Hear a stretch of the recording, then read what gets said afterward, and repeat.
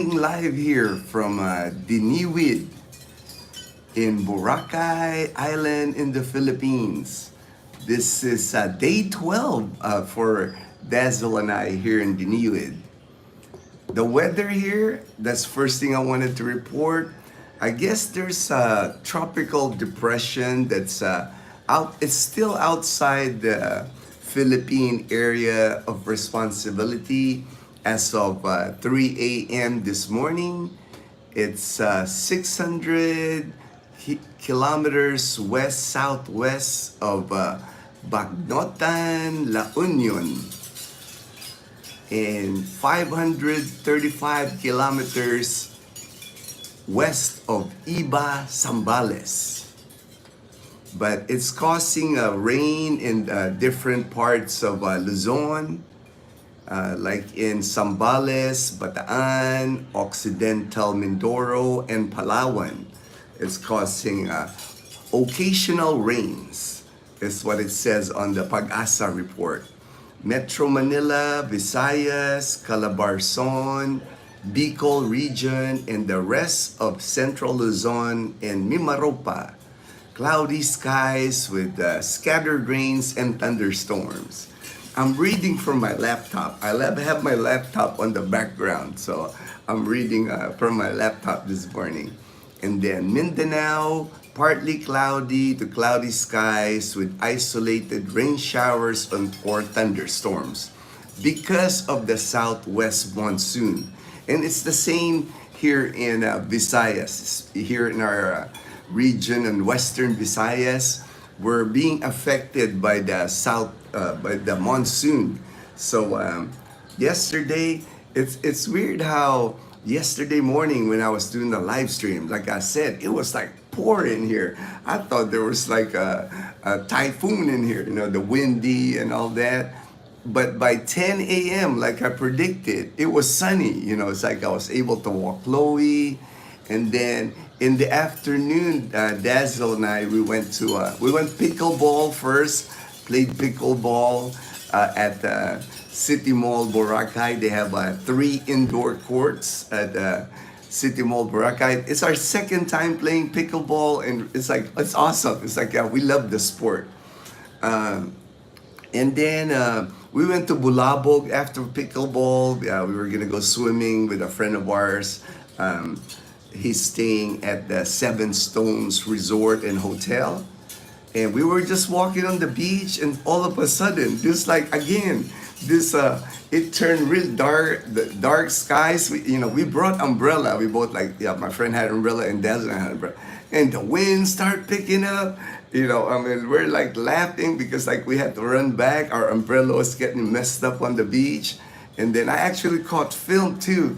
So we got the tree line by the coconut trees. And there was people, two couples, they were about on waist high water and trying to walk back to the shore. And you could tell they were struggling. I could barely film them because they're it was like a downpour. It was but it was still, it was still fun. And then what's weird is it'll downpour. It's like a major downpour, but I would say not even 45 minutes, the skies are clear again. And we actually swam, and it was still light rain, but we were swimming, there's and other people swimming. We didn't hear any thunder or lightning, so we figure it was safe. Good morning, Yevin P. I'm glad you're joining the live stream this morning. My friend from Australia. Thank you for joining the live stream this morning. Got my cup of coffee. Still kind of hot, I think. Let me cool off a little bit. Kevin Shores. All right. What's up, Ginno? I'm doing well. Getting up. I still got plenty of sleep. It's I think I was in bed by 9:30, but it was our second day playing pickleball. I used to be big on tennis. I used to play a lot of tennis back in my younger years.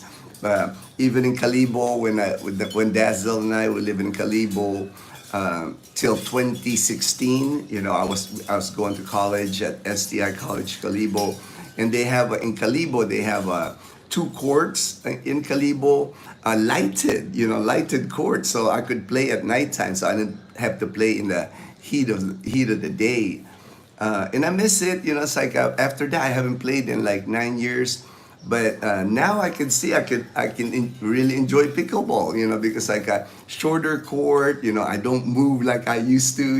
It's like looks like it's gonna be a fun sport for Dazzle to do, and Dazzle likes it. Dazzle likes it. So that helps that she likes it because it's an activity that we can do together.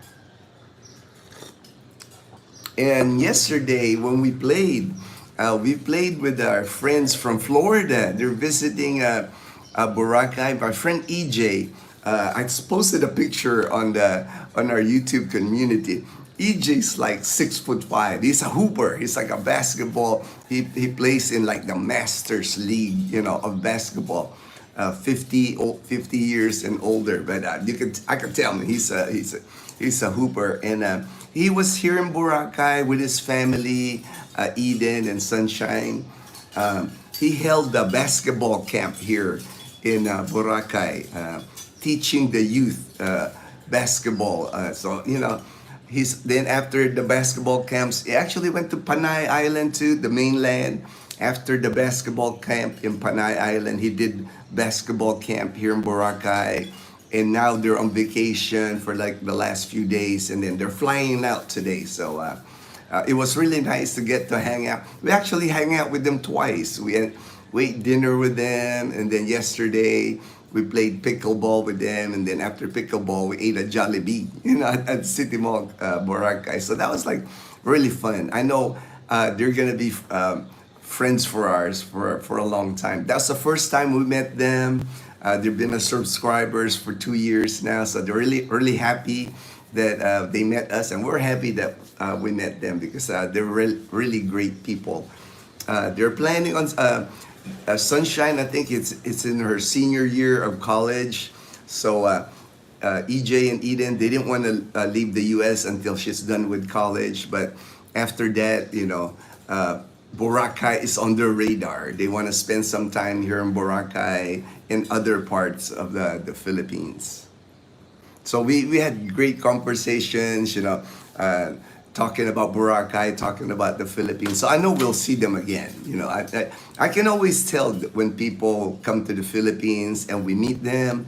I can always tell the people that will come back. You can tell just because on their faces how much they enjoy the Philippines and they want to see more of the Philippines. And EJ and Eden as one of them. The couple of them is like one of them. Yo, Ginno, all right.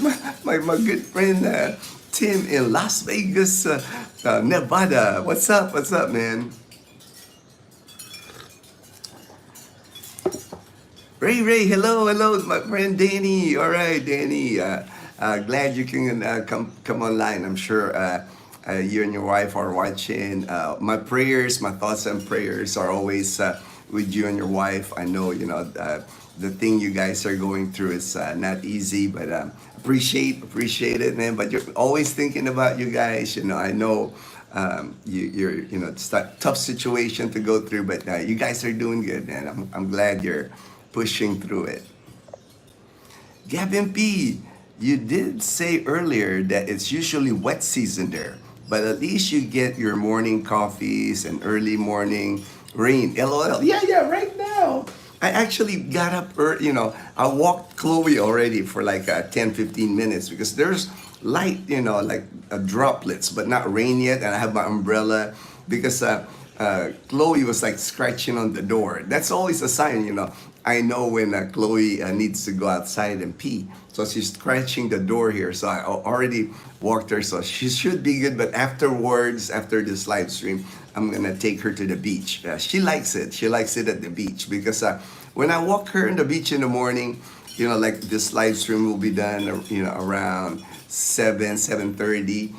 There's still not a lot of people on the beach, especially with this weather, with the cloudy skies, light rain. So I'm able to like off leash her on the beach, and she loves it because she'll run around. She'll get close to the water, kind of smell the water, but she's not getting in the water. She's not like one of those dogs that run and jump in the water. Chloe's like a scaredy cat. When the little waves that come into to the shore, she start running. She's like afraid of the water.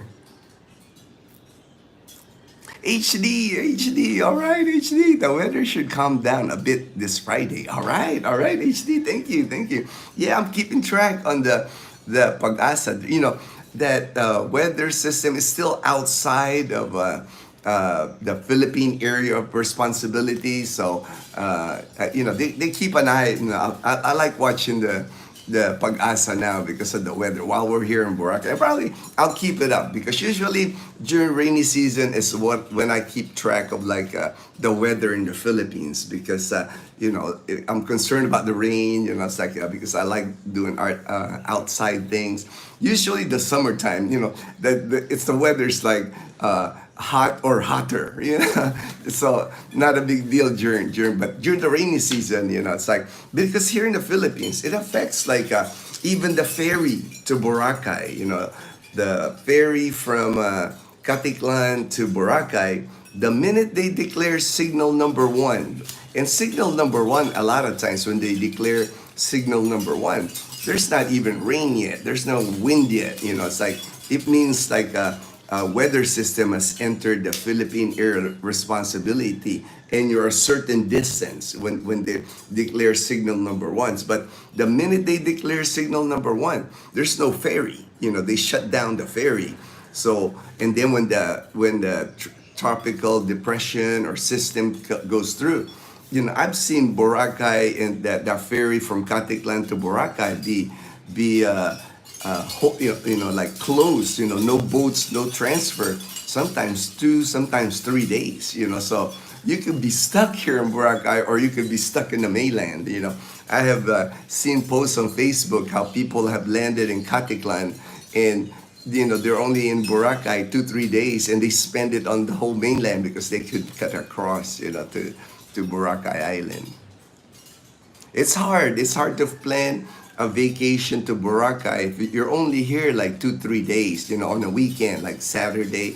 A lot of people fly in like Friday afternoon and then leave like Sunday afternoon.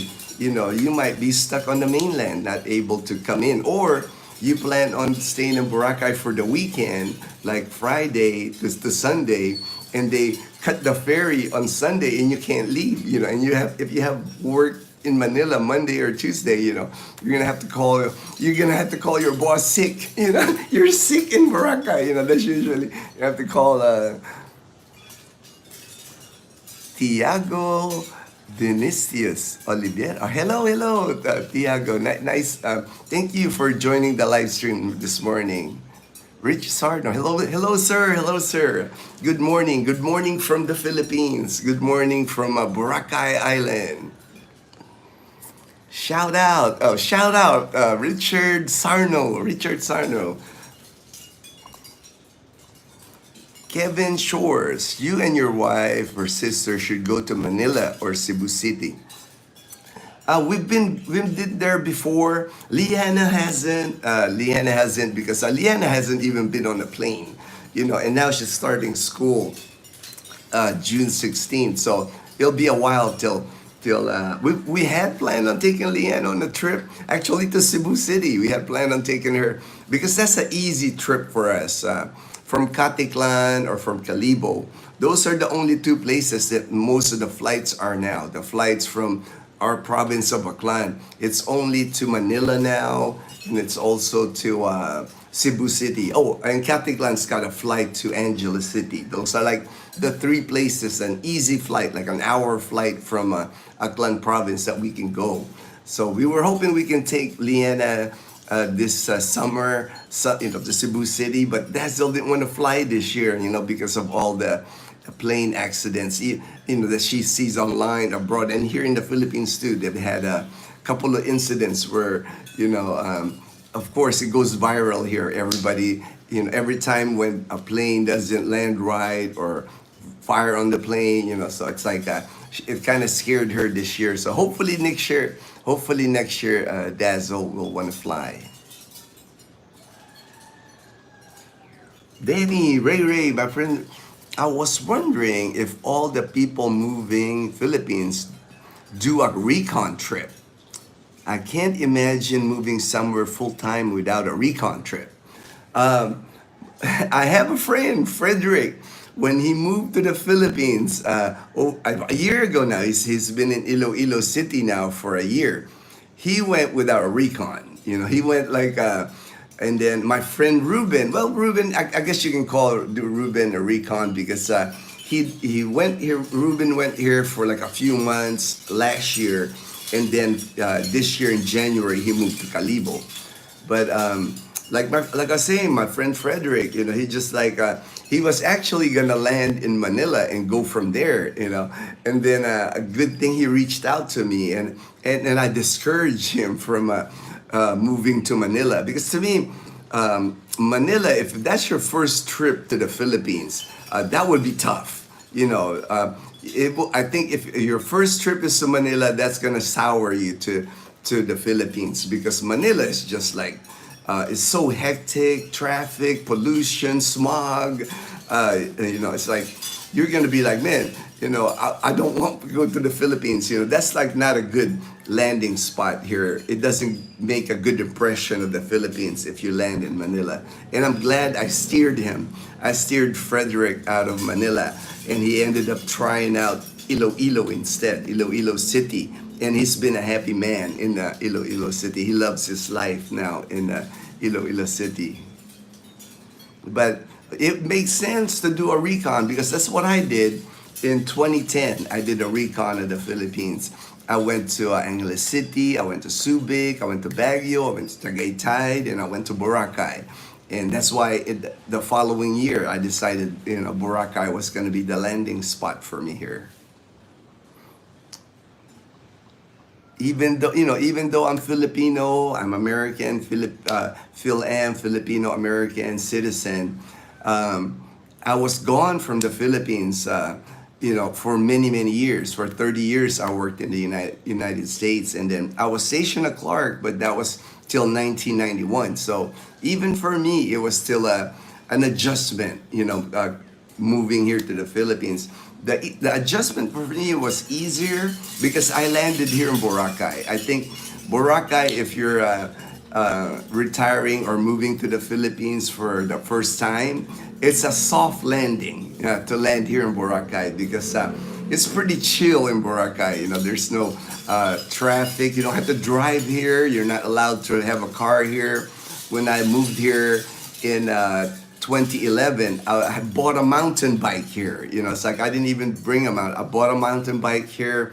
I paid $250 for a mountain bike here. It's not a fancy mountain bike like in the US. It wasn't aluminum. It wasn't carbon fiber or anything. It was heavy. It was a heavy mountain bike made of steel. Made in China.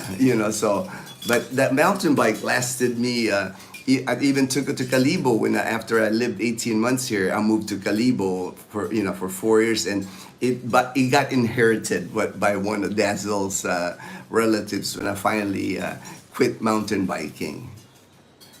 But to me, it was a soft landing here in Boracay because it's really relaxing here. It's pretty chill. Back in 2011, it wasn't as many hotels here. They're built up Boracay since then. There's a lot of Henan hotels now, big hotels now that didn't exist. But even now, if you land here in Boracay, I think it's still a soft landing in the Philippines because the first thing you're gonna experience when you come to the Philippines, moving here or retiring here, you're gonna have to adjust to the slow pace of the Philippines. Just my opinion, because wherever first world country that you're coming from, Western country you're from, life, like for me in America, was fast paced. It's like you work, you got chores, you got errands to run, sometimes part-time job, sometimes washing your car, doing laundry, a hectic life in the United States. And then when you land here in the Philippines, everything moves at a like island time. Everything's late. Everything doesn't start on time. Offices, the government offices, they don't even start on time. If a government office is supposed to start at 8:15, employees are rolling in, or they'll go lunch break and they'll close during lunch. It's just a different. I remember when I lived in Tucson, Arizona. On my lunch break, I would have a lunch break. I would try to do errands on my lunch break, like go to the bank, go to the post office. You just can't do that here, like even sometimes renewing your driver's license in the U.S. I remember, you can just go into like the DMV, Department of Motor Vehicle, and you're in and out of there. It's like if it takes you an hour, 2 hours, it's too long. Here, if you renew your license here, it could take a day. It could take 2 days to renew your driver's license here. So different pace of life, and that's the first adjustment that most people will make here in the Philippines, is just adjusting to like the slow pace of like even here in Boracay, you'll see like the e-trike drivers, you'll see the hubble, the motorcycles where you can ride in the back of them. Man, you'll see them like parked somewhere underneath the shade and they're taking a nap, during the day. That's like during their business hour. I mean, you just don't see that kind of stuff in the US, Who takes a nap during a work time, But it's the island living. It's like the way of life, the slow pace. People take naps in the Philippines after lunch. It's the siesta after lunch. That is common, That is common. A lot of people here that I know do that here in the Philippines, including me. I love my afternoon siestas, man. Good morning, balikbayan gang. Glad to catch you again. Was watching your channel all afternoon. Oh, thank you so much. Oh, the light came off again. Again, this light here, it's on a solar monitor. It's like it comes on, and then when it's getting more light, it cuts off. So, but I'm sure you can still see me. Just got a little darker because of the cloudy skies this morning. Dazzle actually got me like one of those light things. It's inside. And it's got like a fan even. I forgot to take it out here because of just this thing. So let me angle this a little bit. Maybe you guys can see me more if I angle it towards the window there. It's still dark, but it's all good. It's gonna get lighter here in a minute. So it's like, no big deal. I can still read the comments. So thank you very much, Balikbangay. I'm happy that you're enjoying our content. Our content hasn't changed for 3 years. It's pretty much the same. It's just like showing our day-to-day life here.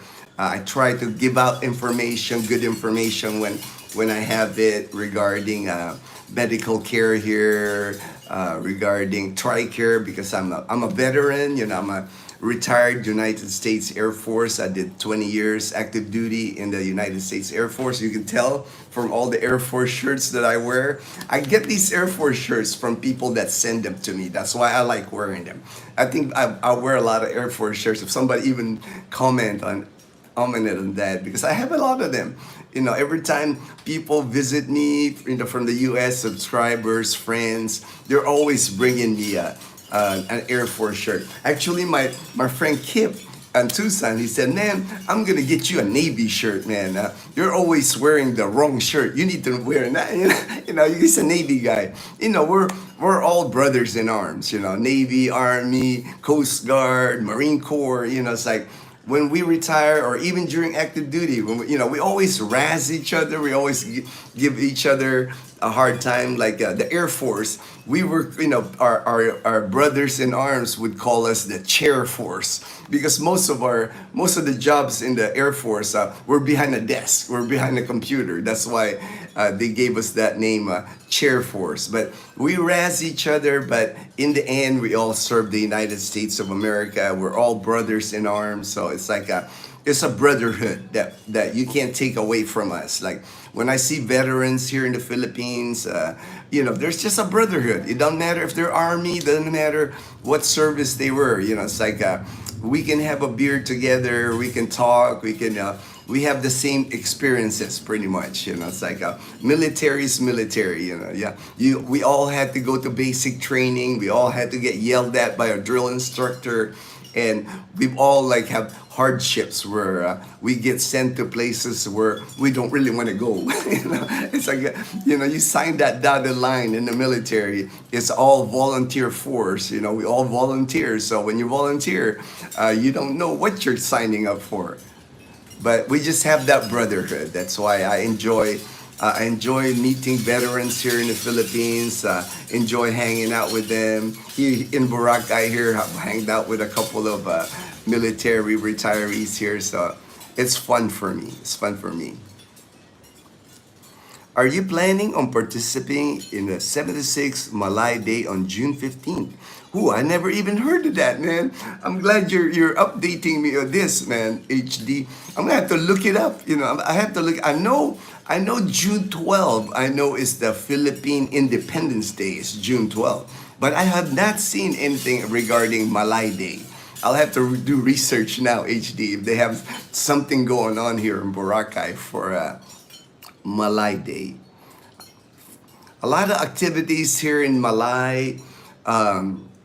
They do it at the mainland, usually. The plaza, the poblacion area in Malay. So I'll have to check if they have an event here in Boracay. If they do, I'll check it out.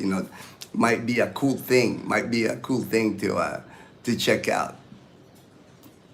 Oh, my friend from Hawaii, he just he messaged me on my messenger. He goes, be careful with the pickleball, because he always watch. He said he's heard many stories. It just flashed on top of the screen, but I will. It's not like I'm a serious. I've only played pickleball now twice, and I'm playing with Dazzle, so it's not like we're killing each other. We're just like smacking the ball to each other, just for exercise. My days of competitive, doing anything competitive is over, man. I'll be 59. I'll be 59 here soon. In like a month and a half here, I'll be 59. So all the days of like competitive sports are done. I'm not doing any basketball anymore, any soccer, anything this is the most activity I've actually done strenuous. I consider pickleball strenuous because all the exercises I've been doing is just walking. So this one, you got to move a little bit. You got to do, it's it's strenuous enough for me.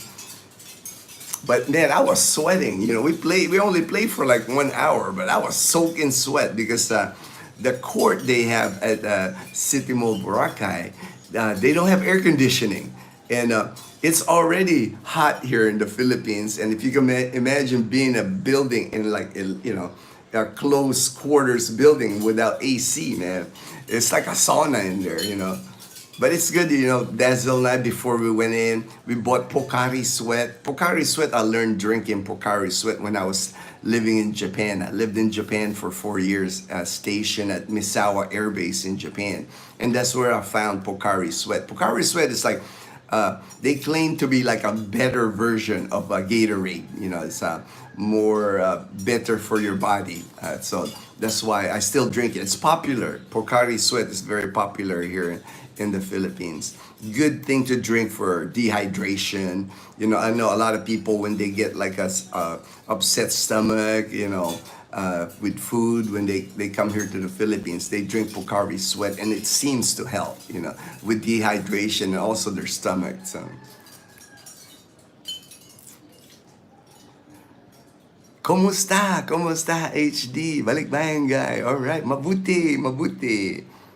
How bad has Boracay been in the past by really bad weather or typhoon? Boracay, like as I mentioned before, the Philippines get on average about 18 to 20 typhoons, hurricanes that enter the Philippine area of responsibility. Most of it, last year especially, more than half of the typhoons last year were in Luzon and northern Luzon. That's usually the target here. Of almost like they have a bullseye for typhoons like that northern Luzon, Cagayan area, Batanes area. I mean, so many typhoons pass that area. And then if it does hit our area here, Visayas, the middle part of the Philippines, it always comes through Leyte or Samar. And a lot of times the trajectory, it never like goes like westward. It always goes like north, west. So most of the time, it's amazing how you can almost predict it. It'll land towards like Leyte, Samar, and then it starts going up to Luzon, like the Bicol region, Catanduanes, that area. So, and if it does, the very few times, I think Ursula was the last time, Typhoon Ursula in 2019, it went through Eastern Visayas and then Central Visayas, Cebu, Bohol, Dumaguete, and then it hit us in Western Visayas. If you can imagine, when a typhoon or hurricane, when it hits landfall, it weakens, and then it hits landfall again, Central Visayas is weakened. So by the time it reaches us here in the Western Visayas, it's still a storm. You'll still get rain, but we don't get the severe damages where the typhoons or hurricanes make landfall, so not a problem, I mean, you'll have to go through power outages. That's just a part of life, like in this island here, Boracay Island. We've been here now like 12th day. This is our 12th day in Boracay, and we've already had 5 power outages. The good thing is the power outage don't last, the 4 power outages were less than an hour, and then the 1 power outage was like maybe hour and a half. So at least they don't last long. But during more rainy season, like if more rain brings, it just unfortunately that's why they do a lot of scheduled power outages. Is they clear a lot of trees that are like hanging on power lines here, and so that's why they do that. The scheduled power outages, usually they do it during the day from like 6 a.m. to 6 p.m. So at least you can plan, for 12 hours you won't have electricity. And then what I notice now in Boracay, there's generators with a lot of people. Like even here in Diniwid, this is like where the locals live. The minute the power goes out, you hear all the generators. They're running generators. So, it's part of life if you select to live in an island, like a small island like Boracay. I think it's the same thing in Bantayan Island. I mean, Siquijor is going through something not good right now. Siquijor, they're in a state of calamity because they've been getting like 6 to 8 hours of power outage each day.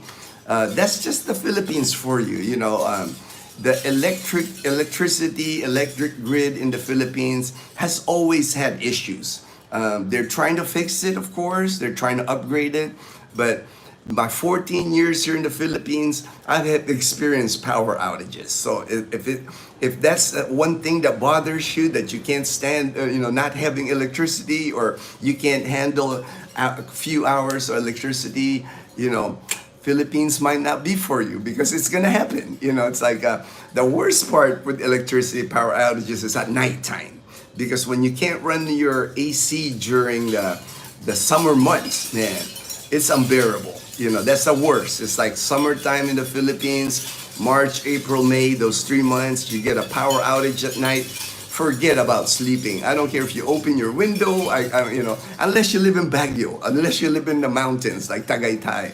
But like during the rainy season, like now, like the power, we're not running our AC. We didn't run our AC last night because as long as you have the windows open, and this Airbnb's got screens so the mosquitoes, bugs don't get in. It's nice and cool inside. And that was what one of the subscribers, his name's Mike. He's got a condo at the Nucos. He lives on like one of the top floors of the condos, and he says he doesn't run his AC at all during the rainy season here because he gets that nice breeze from the Cebuyan Sea. He's up on a hill, up on a hill there on Nucos, and living on the top floor of the condo. He says during the rainy months, he just opens his window and like cool air is in his house. So man, he's saving electricity. You don't even need electricity, living at the Nucos. So, that's what's important. You have to do your research. You have to do your research. You can't just come to a place in the Philippines and hope all the amenities, all the things that you want are there. You got to do your research before you get here. Ask people that's been here. Ask me, man. I'll tell you. If you ask me, I'll give you the lowdown on everything here and that I have experienced. Or I can ask people like Frederick. I can ask my friend Manny. I can ask, they're living in Iloilo City. So if you got questions about Iloilo City, I can ask them. That's where they live. It's like they know they know how much the condos are, how much the apartments are, what you should be paying for anything.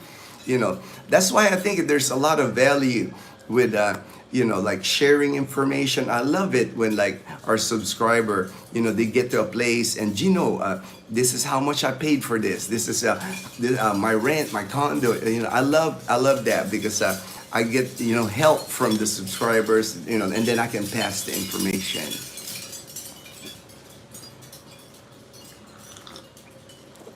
But to answer your question, Edgar, we the Boracay Island and Aklan province, the 14 years I've been living here in the province of Aklan, we've been hit twice by and I can't forget them because it's like the major typhoon, super typhoon.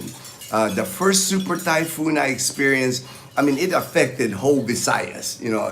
It just did so much damage. Super typhoon Yolanda in 2014. Dazzle and I, we were going to school in 2014 when Yolanda hit. It was like, I think November is when Yolanda hit. And we did not have electricity in Calibo. I think it took 3 weeks. But there was areas in Aklan province that did not have electricity for 1 month.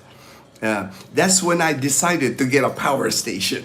That's when I decided, man, I'm gonna, I even bought like a small generator at the time, a gas generator, but those just are hard to run. It's like, I didn't buy the big generator because I was living in an apartment at the time. I just bought the tiny gas one just so I can run, charge my laptop because I was going to school. They did not cancel school.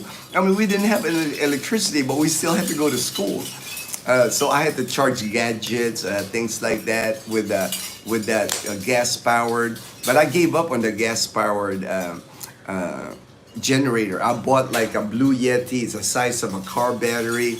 It charges all our gadgets, keeps the internet going. So and they're dropped in price now. You can buy them now for like 15,000 pesos. Less than $300. But highly recommend those power stations just because of power outages. And then we had a second one, Typhoon Ursula in 2019. That wasn't as bad. Yolanda is like in my 14 years here, Super Typhoon Yolanda. Everybody remembers it because it affected so many areas of the Philippines. That's the one. It damaged Gaisano Mall in Calibo. It damaged our we have a indoor basketball. It damaged the roof, blew out windows. It was a massive damage to Aklan province. But Ursula wasn't as bad. I think in Numancia where we live, we lost electricity for about a week. That's why. But I had the power station by then, so that was really helpful. And again, it's not as bad the typhoon. When we don't have electricity, because at least it's not summer. You can survive easy without electricity when it's not the summer months because you can still cook food. Food is like run by propane. Most of our appliances at home is electricity because I don't like that big propane tank in the house. That I get nervous with that. But what I did is we had a 1-burner stove and you have that butane can, you like snap it on that 1 burner, and we had a 1-burner butane powered stove. So we did all our cooking in that, for that 1 week. we've learned it's almost like camping, when a power outage happens, because what happens is you end up barbecuing more, with charcoal, and we even have a clay pot where we cook in charcoal. You put charcoal in there, you can cook rice, you can fry food, you can cook outside with a clay pot. So that's one thing I learned with the Filipinos, because I learned from them, because they're resilient. They know, power outages don't bother Filipinos, man. They're just, it's been part of the Filipinos, the locals' life here forever. So it's not like a big thing. But I understand the concern, with Americans or foreigners that come here, because that's not something we experience a lot in the U.S. I can't remember power outages when I lived in America. Kevin Shores, I totally agree. Oh, dude, thanks, dude. Thanks, dude. Appreciate you, brother. There is also Hampang Malaynon on the 13th at Malay Town Plaza. You can show the traditional Filipino games. Oh, okay. That's the only thing, HD. It's on the mainland, man. It's like if they have an event here in, hopefully they do. Hopefully they have an event here in Boracay that I can show, traditional stuff, because, it's also a vacation for Dazzle and I, this 30 days in Boracay. I make it a point that, I'll film Boracay, I'll do my vlogs, but I try to do it before 10 a.m. Like after this live stream, if I'm doing a video, I'll do it in the morning, because it's a vacation for Dazzle and I, so I prioritize Dazzle. So when Dazzle wakes up at 10, we do whatever Dazzle wants. That's just how I do it, man. I think that's why our marriage works, because even though I'm doing YouTube now, I'm very, people want my time, want to meet me and want to, I try to keep everything in the morning. I try to keep everything like breakfast or coffee, coffee with me, so because I don't want to, our relationship to be affected by YouTube, so that's why you don't even see Dazzle much on the videos anymore, because Dazzle don't mind YouTube, but I think if you had to ask her, she'd rather not, when we started, it was fun for Dazzle. YouTube was fun, but now it's becoming work, because it's part of YouTube. We have more subscribers now, more people want my time, so I'm trying to steer that. But Dazzle helps me. I mean, I couldn't do YouTube without Dazzle, because all the thumbnails that you do, Dazzle, I don't know how to do a thumbnail. She does the thumbnails. The videos, I couldn't do it without her, because she helps me editing the videos, half and half, so I have to, I always have to prioritize Dazzle before anything else, and I think that's why she loves me. That's why she loves me and puts up with me, puts up with this YouTube thing and everything. But that will be cool, traditional Filipino games, man. I hope they do something here in Boracay, because Boracay is part of Malay. This is like, Boracay Island is the part of the municipality of Malay. Bye, everyone. All right, bye, Kevin. Thank you for joining the live stream, Kevin. Have a good day. Have a good day, my friend. JB Manalang said hi. Hey, JB Manalang. All right. Gypsy Minstrel Caravan. Hi from Tucson. All right, man, Tucson, man. I love Tucson, man. I miss my time in Tucson. I lived there for 7 years. I still have many good friends there. Annette, if you're watching. Annie, if you're watching. My co-workers at St. Mary's Hospital. I love my time. Rachel, I worked with a lot of nurses when I was at Tucson. I was risk management coordinator. My job was like handling claims, lawsuits. I get all the lawsuits. We had an attorneys that we hire, and again, nurses is what I work with, the people I work with. But great experience in Tucson. I was a cyclist when I lived in Tucson. I did a couple of the El Tour de Tucson, the 100-mile bike race. So man, just great memories. I love that. Even though Tucson is not as green it's just a different vibe. The desert. I rode my mountain bike through the desert. I love doing that. It's just a good time. I did a lot of hiking. Bear Canyon. I used to hike Bear Canyon. Used to go to Mount Lemon. It's like I can't tell you enough stories about Tucson. Good food in Tucson. I miss that Sonora and hot dog, man. I love that Sonora. And then the Mexican food from the food trucks, those little tiny tacos, man, those are delicious, man. Hello, Gypsy Minstrel. You brought back memories for me of Tucson, Arizona. If I choose Boracay as my home, is it possible to find a good Filipina for a relationship? You can pretty much find a good Filipina for a relationship anywhere in the Philippines. But let me tell you this, since you're coming from Tucson, Arizona, I have many expat friends here.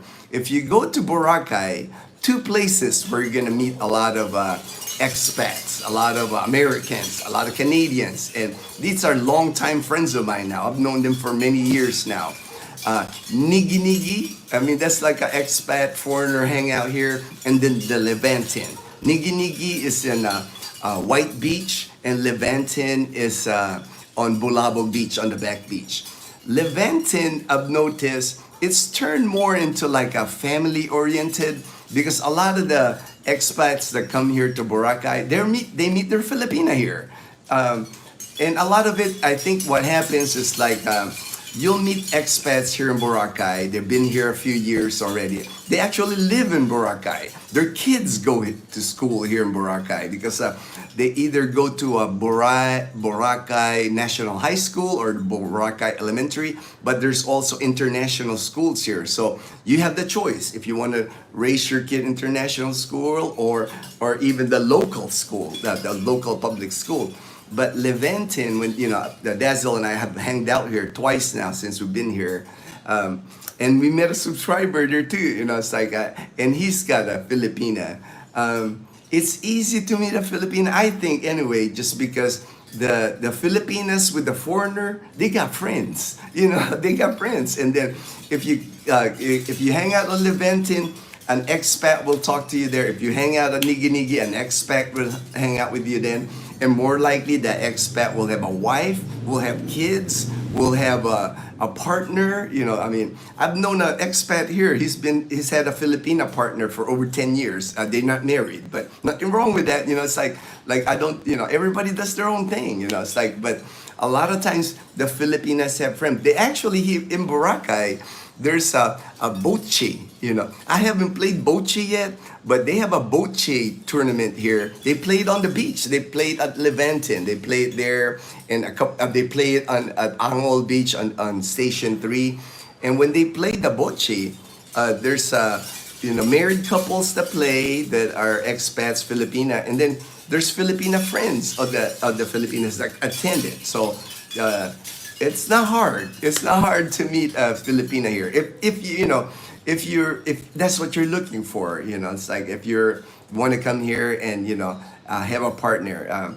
I have not seen an expat here in Boracay without a partner. Most everybody here is got like a wife, a girlfriend, like a significant other when they're here in Boracay.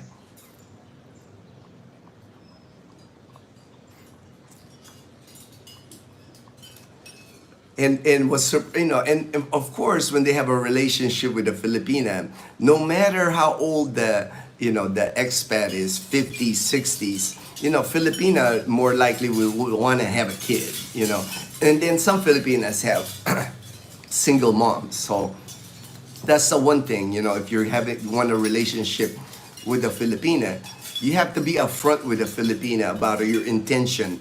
If you still want to have a kid, like us, we're at a later stage of our life. If you're willing to have a kid, because that's one thing that you'll find out here is like most Filipinas, they're in their 20s and 30s, they still want to have a kid. So that's something to consider. Something to consider before you get into a relationship. That's something I think should be discussed. That way, it doesn't cause any problems later on in the relationship.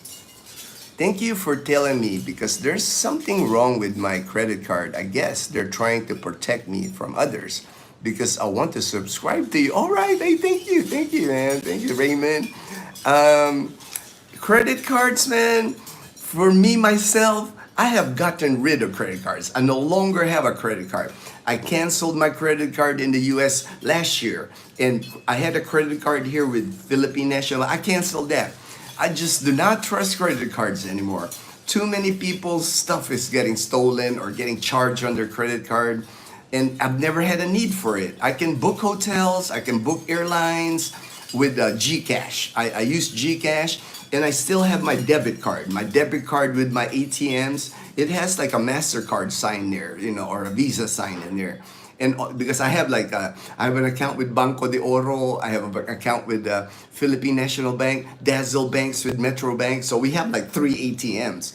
So what we do is like on our debit card, we just don't put a lot of money. You know, we might put 20,000 in there. You know, if I lose it, you lose it. But I just do not trust credit cards anymore, man, because I think they're gotten so sophisticated now about stealing your number and just that fraud, you know, charges on your credit card. You know, it's like, man, that's the last thing I need is somebody charging thousands of dollars on the credit card. So I don't have a credit card anymore. And you can get by because of Gcash and because of debit card. I think, anyway, that's what I do. That's what I do to avoid all that nonsense with the credit cards. You didn't get married when you were younger. Was it planned you were going to get married in the Philippines when you retired, buddy? No, I was married before. I was married in the United States before, and I had gotten divorced. When I came here in 2011, I was divorced 3 years already. So the plan, I mean, I wasn't, when I came here, I was 45. I wasn't really planning on getting married. In the back of my mind, you know, I mean, who doesn't want to have a partner? You know, I don't think anybody really wants to be alone, you know, but I wasn't in a rush. You know, when I retired here when I was 45, I lived in Boracay for 18 months. You know, it's like, I wasn't even really living the single life. You know, it was just like, you know, dating was not a priority for me because I was married for many years. I got divorced. If anybody suffered through divorce, it's not a pleasant thing. It leaves a lot of scars to you. You know, it's like you're like weary about relationships. You know, so even when I got divorced in 2008, and then I moved here in 2011. I would say the 4 years I wasn't really dating because it's like, man, it just damaged me, you know. But I was able to recover. You know, the Philippines had a lot to do with that, I think. You know, it's like I was able to trust again, you know, and that was, you know, part of my healing, coming here to the Philippines.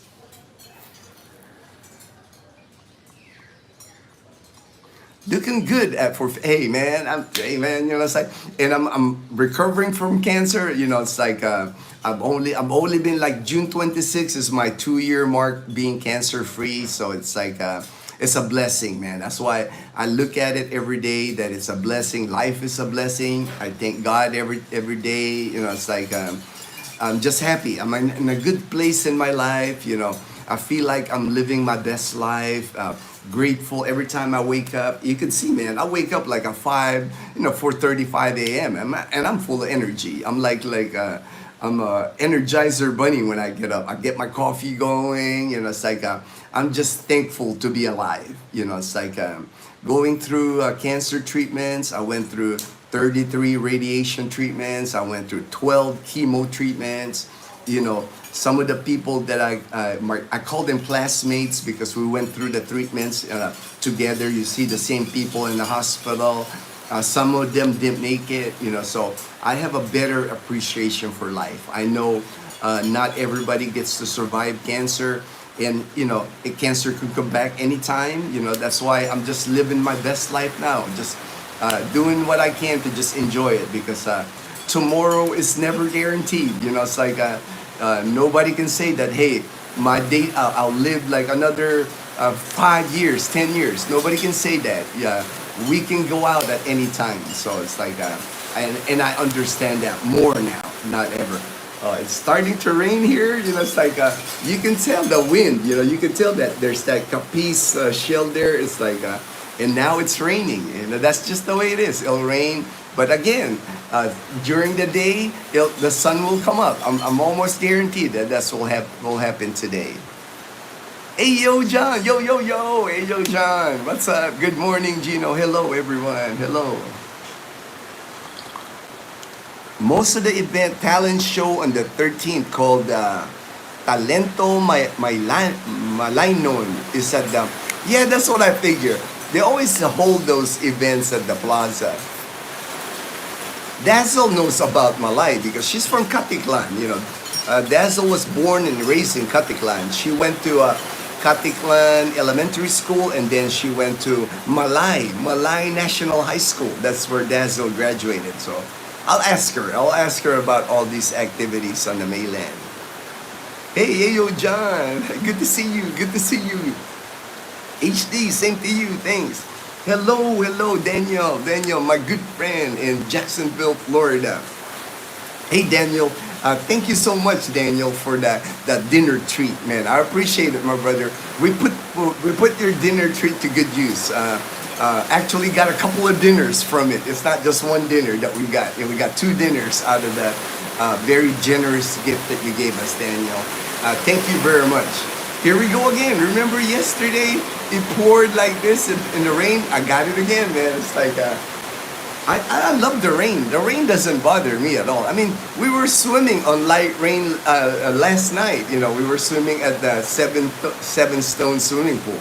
I was having a mango shake. Dazzle was having a mojito, you know, or a chair side. They got that swimming pool with like that, where you can sit down in the water. You know, they got that cement stool and the bar, you know, so, you know, we're just enjoying, right? You know, this is almost like a second honeymoon for Dazzle and I because it's just the 2 of us. That's what I said, you know, it's like, when Dazzle gets up at 10 a.m. today, I always ask her, what's up for today, babe? What do you want to do today? In the rain, it doesn't stop us. You know, that's why we do the pickleball. Pickleball's like indoors. The activities indoors. There's a movie theater. We haven't even watched a movie yet. She wanted to watch Ballerina. I never even heard of the movie, but it's got Keanu Reeves. And she's a fan of Keanu Reeves. And Lilo and Stitch. She's a fan of Lilo and Stitch. So there's 2 movies that we can watch during our stay here at City Mall, Boracay, walking distance from our Airbnb here. So we got plenty to do, you know. It's like I said, the rain doesn't stop us. We'll still swim in the swimming pool. As long as I don't hear thunder or lightning, man, I can swim in the swimming pool.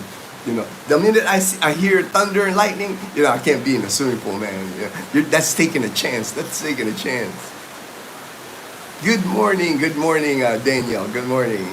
My Boracay brother. All right. In the coming future, I'm going to plan for a trip to Boracay, waiting for the Burmans for the best flights. All right, Ayo John, if you come to Boracay, man, we're gonna have to hang out. I'm gonna come see you, and we'll hang out a little bit. Little warning about the Burmans, man. I noticed like most of the rains during the Burmans were because, you know, typhoons come into the Philippines. It'll hit like, again, Eastern Visayas, Summer Leyte, Bicol. That brings rain, a lot of rain here in Boracay Island. So October and November, just consider it. Those are the months where we get a lot of rain. You know, you might come to Boracay and it'll rain like the 3 or 4 days that you're here. You know, so it's a chance you take, man. Anytime it's the Burman, September, October, November, December. Just a warning, you know. I don't want to discourage you from coming. I just always try to tell people, if they want to see a lot of sunshine here in Boracay Island, come March, April, and May. You're guaranteed sunshine. It doesn't rain March, April, May. Hardly any rain during that time. But like the Burmans, you know, a lot of rain. You're gonna see some rain. It's nice and cool though. I can feel the breeze. These windows are nice because it protects me from getting splashed by water by sitting here. But it's open enough to where like I feel a breeze. I feel a breeze here. I like how they made this setup here on this Airbnb. Matthew, hi, how are you? I'm doing good. I'm doing good, my friend. Having my cup of coffee here in the morning. Coffee with Ginno. I'm trying to do coffee with Ginno while I'm here in Boracay. Thank you for asking. Hope you're doing well. Hope you're doing well. Hey, my good friend Robbie from Boal, Cebu. Hey, Robbie, man. I can't wait to see you guys in December. Robbie already made arrangements to come to Boracay. He'll be here Christmas and New Year's. He's going to celebrate. Man, Boracay is like New Year in Boracay is fun. Fireworks everywhere here, front beach, live. A lot, the white beach is alive. All the clubs, all the restaurants, it's just like, they know how to celebrate the holidays there. Christmas, for the month of December, Christmas and New Year's, man, Boracay is busy. A lot of people come to Boracay in December, and especially for New Year's. I mean, this whole island is packed with people, locals, like from Aklan province, people from Iloilo, Antique, Capiz. They all come to Boracay for New Year's because they have a spectacular show, fireworks show on White Beach. It's and people party. People just like, you'll see the clubs like Club Parao. You see Summer Place, Home Bar, Epic. They'll have like some setup where you can actually dance on the beach. It's just a good place to be during New Year's. It's a party place during New Year. Matthew, in Florida, a lot of power out when hurricane. I've been through like 4 of them in Florida last few years going there. Yeah, it's the same thing. It's like, that's why in Boracay Nucos, when I filmed Boracay Nucos, they put the power lines underground. So it's like, man, that's the first time I've seen it here in Aklan province. That doesn't exist in our province. It's like where the power lines are underground. Usually what we see here is like the spaghetti. The spaghetti power lines, like power lines, internet lines, whatever lines. It's like, I don't even know how they manage it sometimes. There'll be like a power pole and it's like surrounded by like spaghetti wiring is what I call it. But that's what we normally see. And that's what causes the power outage, because some of the power poles here are wood. And you just see them like snap, It doesn't even have to have a typhoon for those things to snap, because, dry rot or whatever, it'll just like, it just falls. You see them on the road here when I'm driving on the main highway, It's like, you see like the power poles like bending already, through the weight of all those wires that they put on it. Yeah, see, now the rain's gone. Now it's like, calm again, no, it just passes through it. That's how it is during the day in Boracay. This month anyway, this past couple of days has been like that. But I like it because it's nicer and cooler. It's not humid. It's like nice and cool sitting in this balcony. Southern Cal, all right, Southern Cal, Benny, all right, hello. I always see you on our live streams. Thank you for joining the live stream.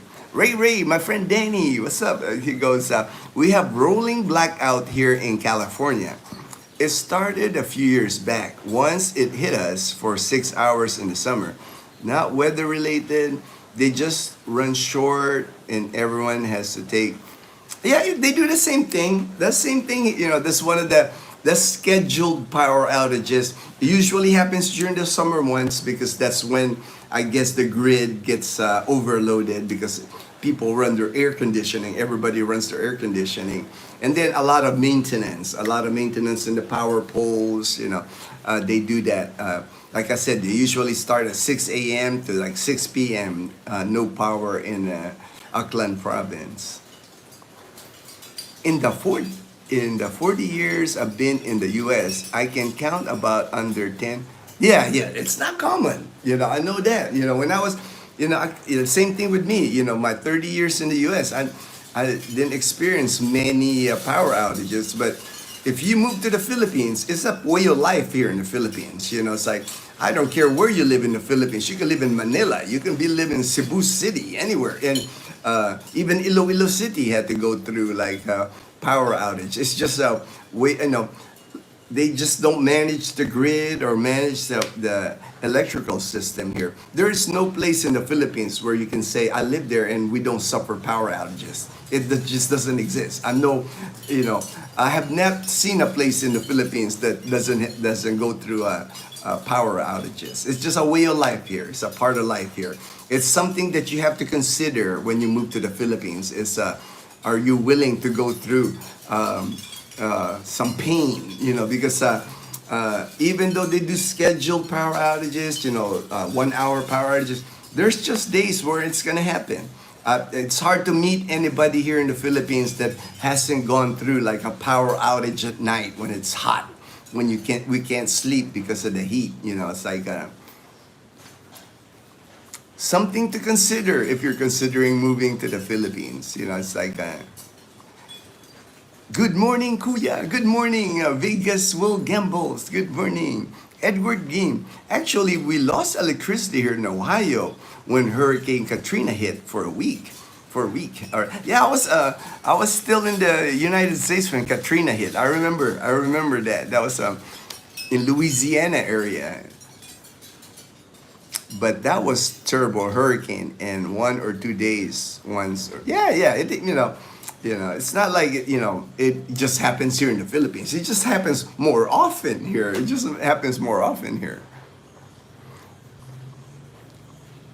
Morning from Leyte. Morenci, Arizona. Last 5 years. All right.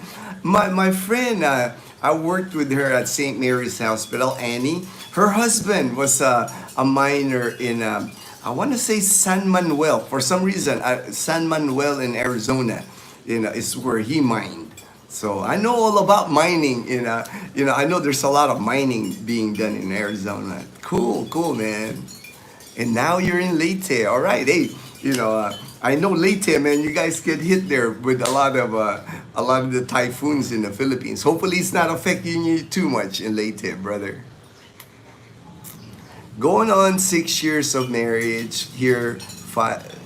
Life here is very chill. Yes, of course. That's the thing. That's the one thing.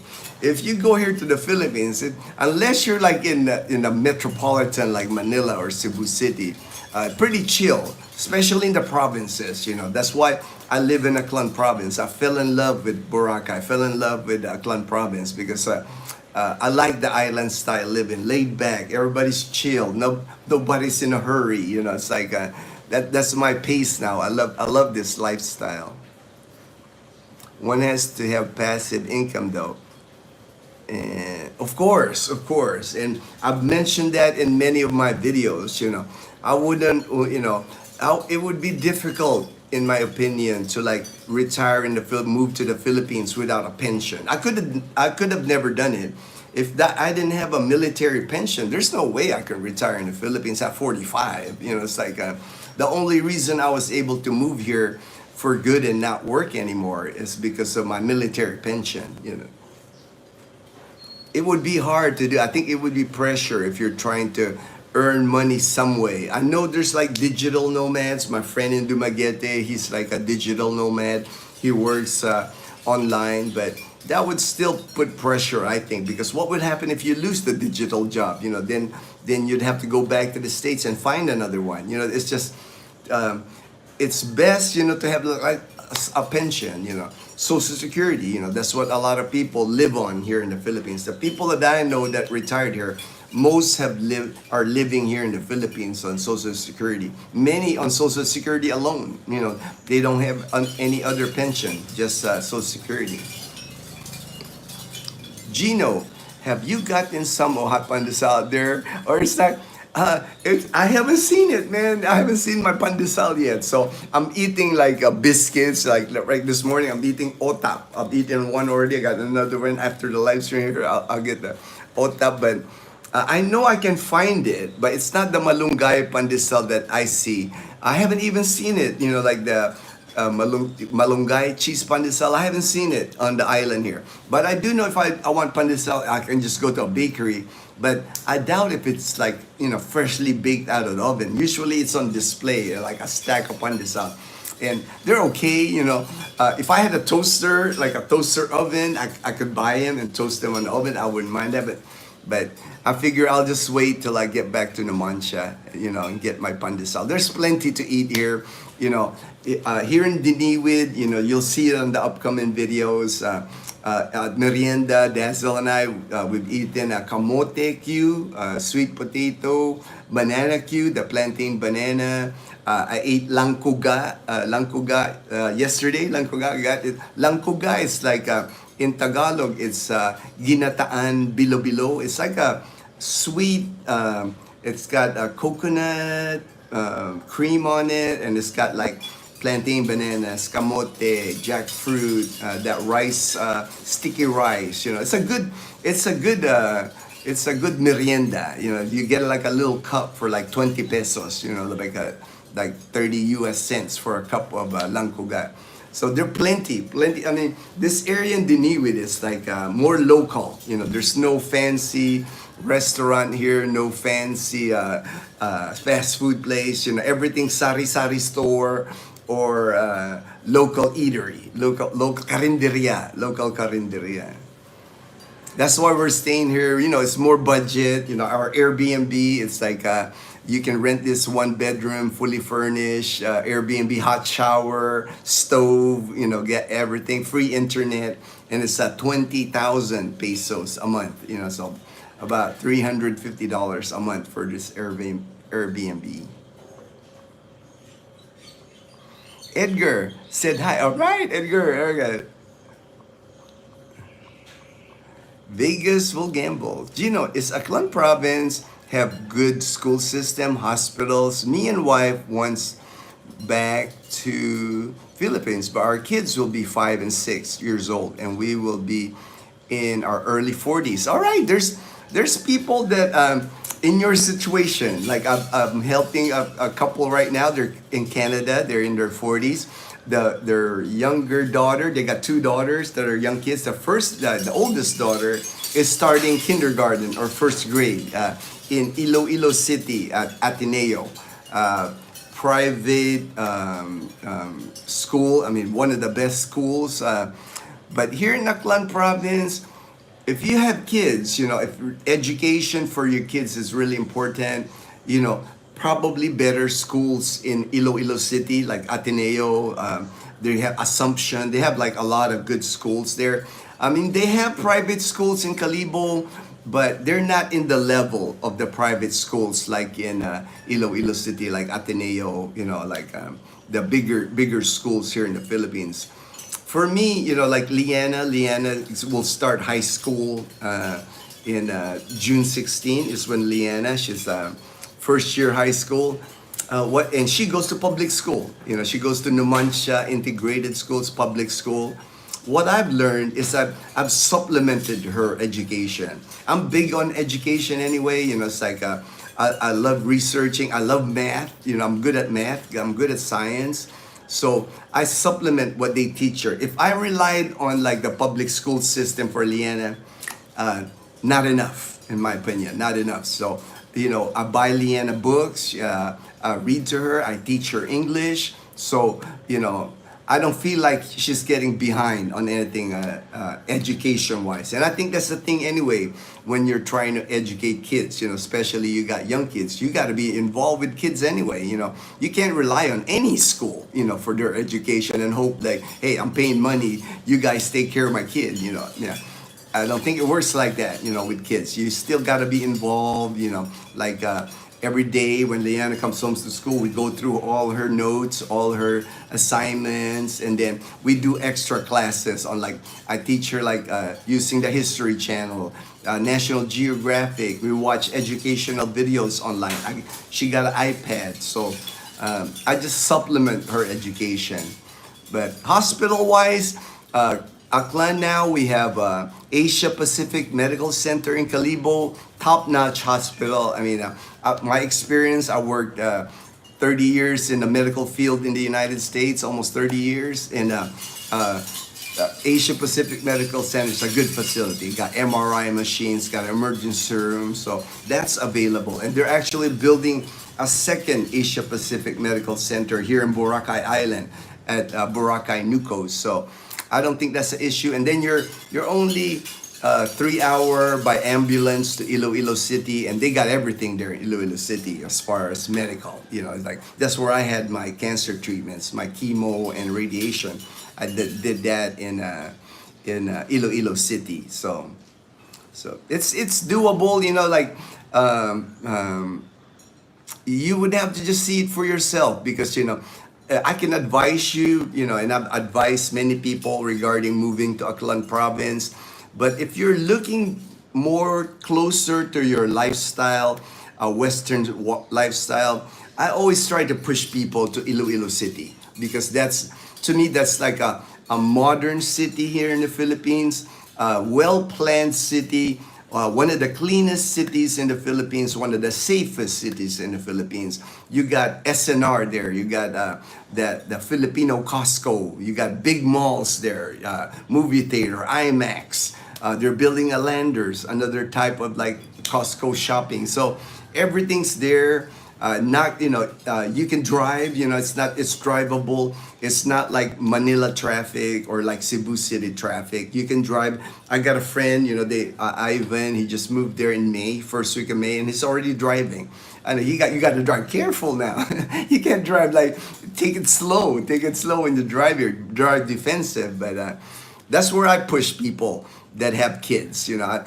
Even my friend Manny and Sharon, they're both retired military Filipinos. They're retired, and their kids are going to school. One in college, one in high school in Iloilo City. They just have better schools in Iloilo City than here in Aklan Province. They have private schools in Calibo, but like I said, they're not up to par with the private schools that are in Iloilo City. Just my opinion. I'm not trying to rag on Aklan or anything. It's just because I understand your concerns because you have young kids.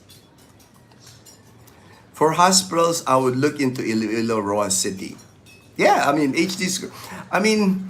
HD, you'll be surprised. You'll be surprised about this HD about Roa City because a friend of mine, his partner is in Iloilo City, and they were trying to get care for her mother, and they don't even have an MRI machine in Rojas City, so that surprised me actually because we have an MRI machine here in Asia Pacific. I mean, before we didn't, before Asia Pacific Medical Center opened over a year ago now, but that surprised me, Rojas City, I mean, it's called a city, but one thing I noticed about Rojas City, I've gone there many times. I'm going there again on the 21st for the Canadian Beaver 1-year anniversary to support our friends Michael and Kat.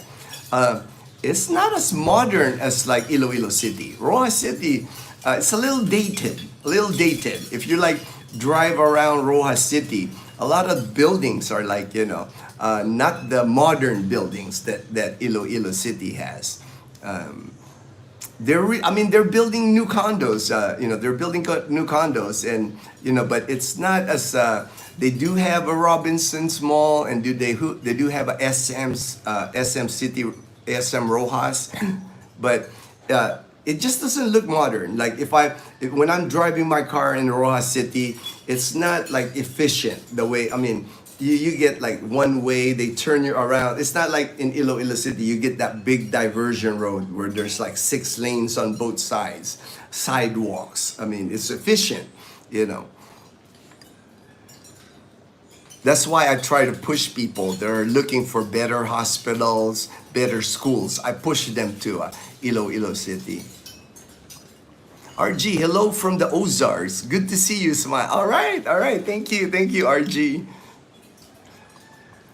Obi, hey Kuya, hello everyone. Hey Olson, my good friend in Columbia, South Carolina. He just told me he's getting ready to go camping. I'm jealous, man. Olson is cool, man. He's like, he got this old camper, it's like a sleeping camper that you can drive. And he's so mechanically in line, refurbished. I mean, he refurbished that thing to it looks like it's new. And his wife Aliyah and then son Isaiah, they're gonna go camping. I'm jealous, man. I love that stuff, man. I love camping. That's one thing I want to try to get Dazzle into camping, but she's not interested in camping. It's like we did try it one time at in Makato. There's like a campsite there, and they have a bamboo and nipa that we slept overnight and. At least Dazzle tried it. At least Dazzle gave it a chance, but she's not a fan of camping. Daniel, I check out. All right, all right. Ayo John, both great movies. All right, all right. Thank you, Ayo John. You know, it's like I think we're gonna watch Ballerina first because Dazzle likes Keanu Reeves. Ballerina is part of the John. Oh, okay. Okay, all right, all right. I'm gonna have to check it out now. HD. I love John Wick, man. I love John Wick, man. Watch the John Wick movies. I've seen them all. I've seen all the John Wick. You know, I love John Wick movies. The last one was long, but you know, a lot of action. A lot of action. I think that movie lasted over 2 hours, man. John Wick, you know, he wouldn't die. I guess, you know, because they don't want to kill him, you know, because that would be the end of that kind of movies. I think we watched the last John Wick in Iloilo City. That's where Dazzle and I watched it, the last John Wick movie. I check out SNR, and they do offer sales, some organic foods, fresh and packaged. Happy to hear y'all had some good chow. All right, Daniel. All right, yeah, I mean, you can get a lot of American products at SNR. You'll be happy, man. Once you come here to the Philippines, move here. It's nice for us, you know. We're 4 hours away from Iloilo City from our house, so we do make trips to SNR. Not often, you know. Usually, because I have to do an MRI every 6 months. It's my monitoring MRI, so we timed it to that. We'll bring a big cooler in the back of our car, and then on the way out of Iloilo, we'll shop at SNR. I have a membership with SNR, 700 pesos for a membership at SNR. So about $13-14 for a year membership. You know, so it's not expensive to have a SNR card. We're actually going to Iloilo City in July because our good friend from Las Vegas, Steve and Nova, they're going to be vacationing in the Philippines. Material glasses here. And then it's got it becomes a sunglasses. I forgot what they call it, transition lens. And I get it. It's a local shop in Calibo where I get it. But EO is what Dazzle uses, and she likes it. She likes using Executive Optical. And I'm sure there's an Executive Optical where you live. You know, it's everywhere here in the Philippines. Good morning, Ginno. Shout out from Maine. Hey, Lasita, my good friend in Maine. All right. Shout out. Daniel, know of any colleges in the area for expats? No, not in Aklan, but I went to school. You know, I went to school in Calibo for 4 years. I got an IT degree at the STI College Calibo. That's a school where if you're going on the GI Bill, if you're using the GI Bill, you know, I know because I went there, so I know you can use your GI Bill in Calibo. JP, good morning, JP. Hello, Ginno and Dad. All right, JP. Hey, good morning, JP. All right, hello from Texas. All right, USMC, my military comrade. All right.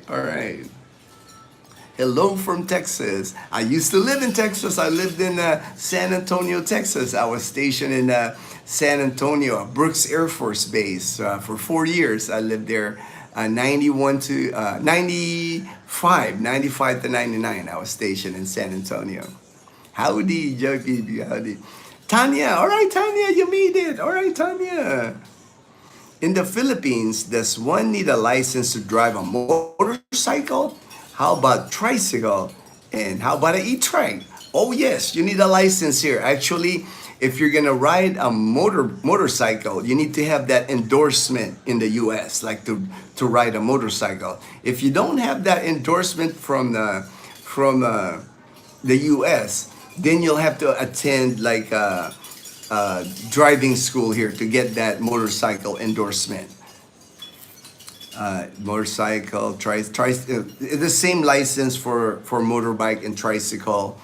And then e-trike, the common thing with e-trike here is like I've seen is like 3-wheel e-trike or 4-wheel e-trike, and they're tiny. They're not like a big golf cart, you know, the big golf cart. Those you don't need a license. Not yet, but I expect to see a license on those pretty soon because in Calibo, there's so many of them. You know, you see them on the road and they don't go fast. You know, they don't go fast like a tricycle or a car. So I'm sure, they're gonna have to regulate it some way. But right now, the anything bike, e-bike, two-wheel e-bike, three-wheel e-bike, four-wheel e-bike, no license required as of yet. As of yet. Did his internet? Looks like it did. All right. I thought it was my internet. Me too. Back. Sorry, Ginno. Can you repeat what you said? All right.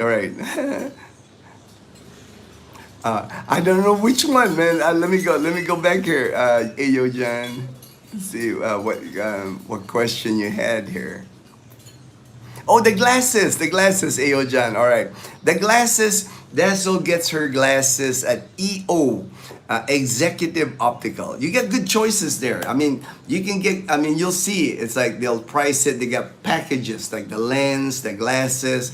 It starts like at 1,000 pesos, man, $18, all the way up to 5,000 pesos. So about $90. So just depends on the frame, the cost of the frame, and then if you want transition lenses, of course they'll try to sell you like that, whatever, radioactive, whatever things they try to sell you more features, but you can get good glasses at EO, Executive Optical.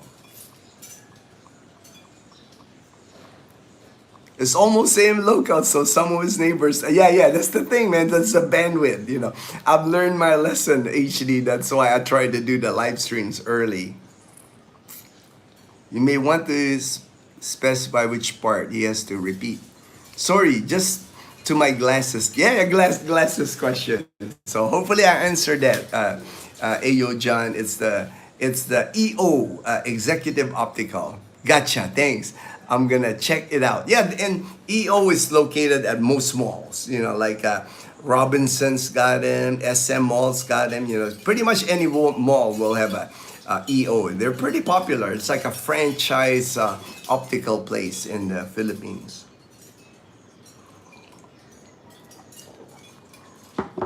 All right, I got to the. Oh, I thought I got it. How did you have Bumblebee customized? Did you have your idea, and the shop made it for you? All right, good question. Actually, the idea came from Dazzle because at first when we bought the motorbike, because my motorbike's an electric scooter. It's a Yamaha. It's a 2016 Yamaha Mio I 125. I don't know how to ride a motorcycle. I've never ridden a motorcycle in my life. Like the clutch and all that. I still don't. But I ride a scooter because it's so easy. I mean, there's no pedals to hit. It's just gas and a brake. Electric start. I don't have to do that jumping, cranking start. So I know anybody can ride. If I can ride a scooter, anybody can ride a scooter. But when I bought it, I wasn't comfortable riding on the scooter. I'm a cyclist. I'm a mountain biker, but my balance is good. But what made me nervous riding here in the Philippines is like, they're aggressive here when it comes to motorcycle. I mean, like, motorcycles like zipping, like passing you on the left, passing you on the right, or like getting up on you, like right behind you. You can see them on your mirrors. I'm like, man, it's like, I was like, man, it made me nervous, riding. I mean, Dazzle and I would have a helmet, and of course I had Dazzle in the back. So I was concerned. I was like, man, it's like, I don't know if I can handle riding a motorcycle because I don't have experience riding a motorcycle. So that's why I decided on Bumblebee. And what we did, we looked online. You can see a lot of tricycle designs online. They have them, more popular if you're in Luzon. I've noticed Antique is another place that has a lot of tricycles. But I found a design. I saw it in Angela City, their motorbike on a scooter, on the same motorbike that I own, the Mio I. So I was like, ooh, I want that. So I just took that picture. I took it to a local in Numancia, in our little town in Numancia. There's a lot of tricycle shops here because tricycle is like the number one transportation in Aklan. You go to the mainland Aklan. Kalibo is like, there are more tricycles than cars in Kalibo.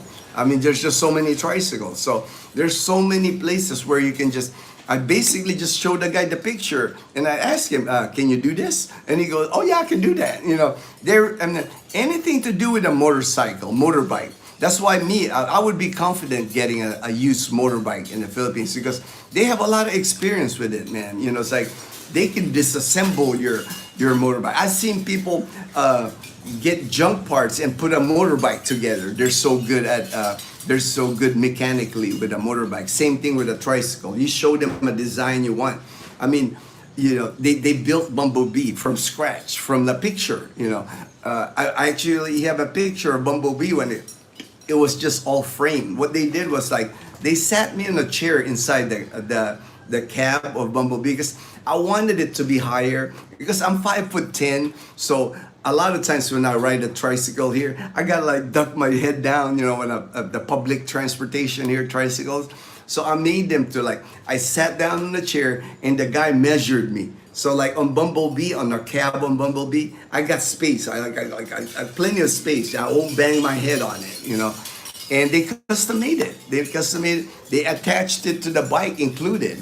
And at the time, I paid $35,000 in 2016 for the sidecar and the wheels, but I had it painted special.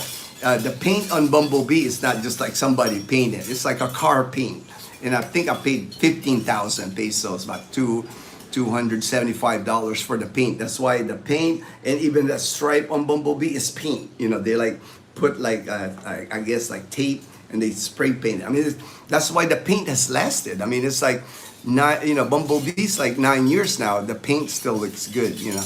I knew that I wanted to spend the extra money for paint.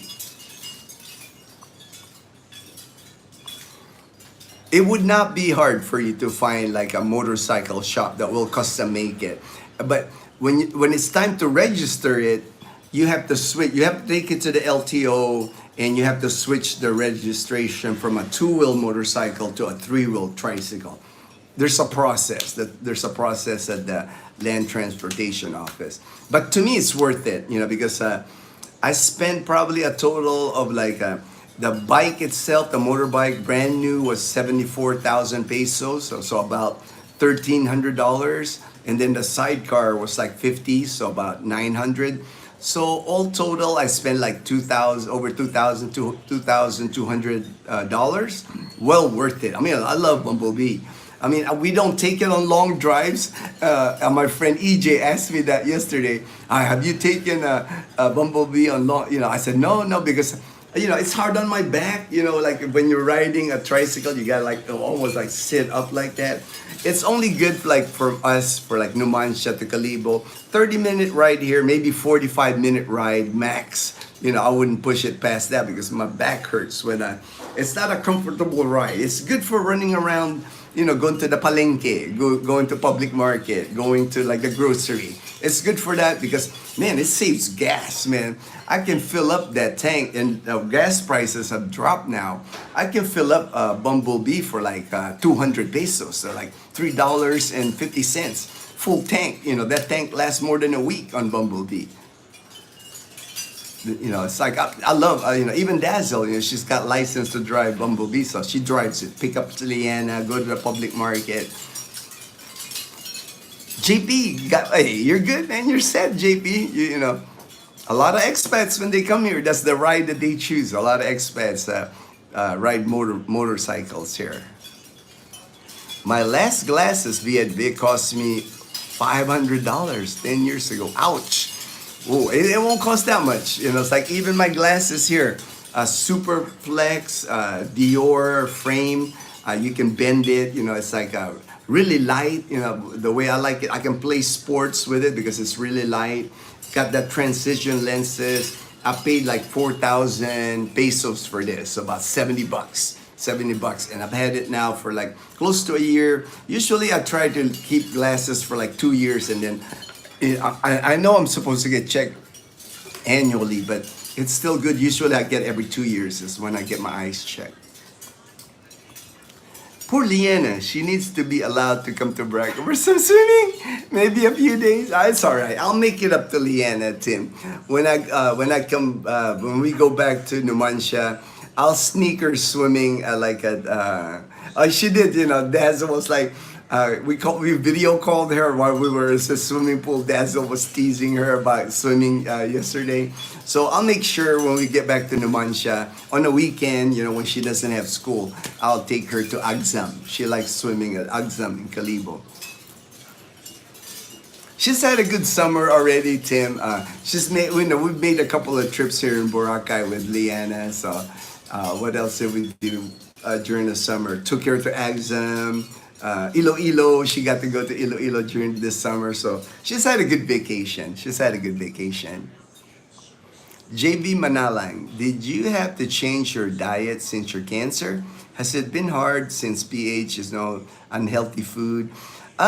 Yes, I have. Of course, I changed my diet. According to my doctor. Of course, it's like I eat more vegetables now, more fruit, no processed food. I try to limit the amount of processed food I don't eat.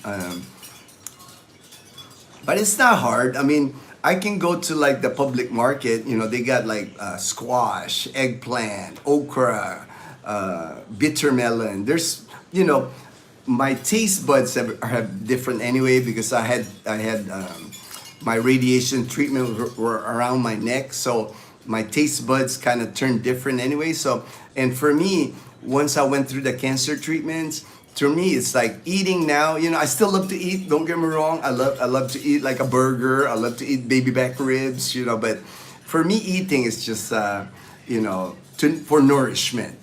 I keep in mind that when I eat something now, it's like I want to nourish my body. The nutrients are important to me. I understand food better now. It's like I've done my own research. Like, what are the things? Avocado. What things I can eat that will nourish my body and doesn't hurt my body. But it's doable. I mean, you can do that with any. I mean, fruits. I mean, there's so many fruits here. Like, it's a tropical country, so it's like. I can make smoothie bowls. I eat a lot of oatmeal, oats, I granola, and I do a lot of fruits with the granola. So I did have to adjust my diet, but it wasn't like I was like on a bad diet before because I've always been a runner. It's like I've always been fit, and now I'm getting back to my fitness. The pickleball is helping. I'm walking more, I'm getting there. I feel like I'm getting there, like strength-wise. That's the only thing that's missing is my endurance because I was a runner before. I would run 3-5 miles every other day before. Running was always easy for me, but I haven't been able to run. I can jog. Right now I'm up to about 3-4 kilometers. I can. I'm getting there pretty soon. I think I can run. I can jog 3 miles again. So.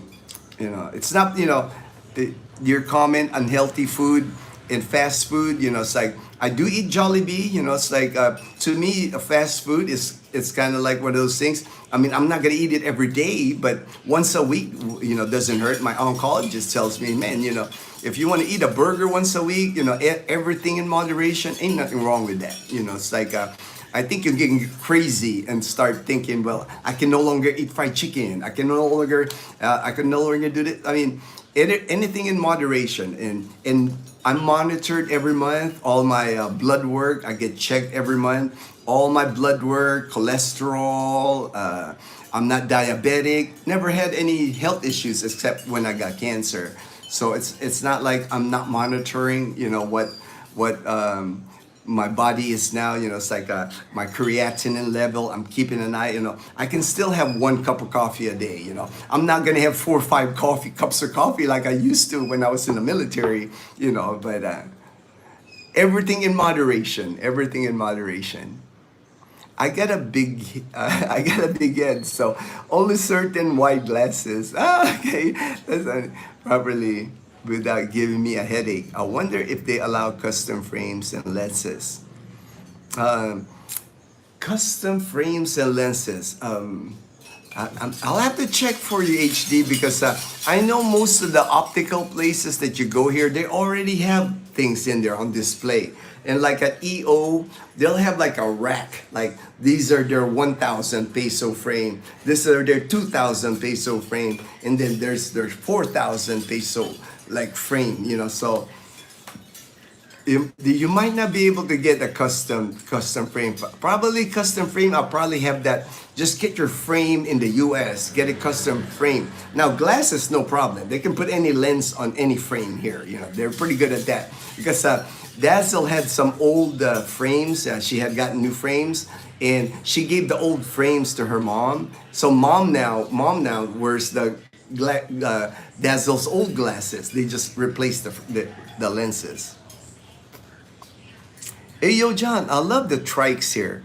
I've seen so many with the lights all over. Yeah. I mean, you know, I've seen that too. I don't have lights on Bumblebee.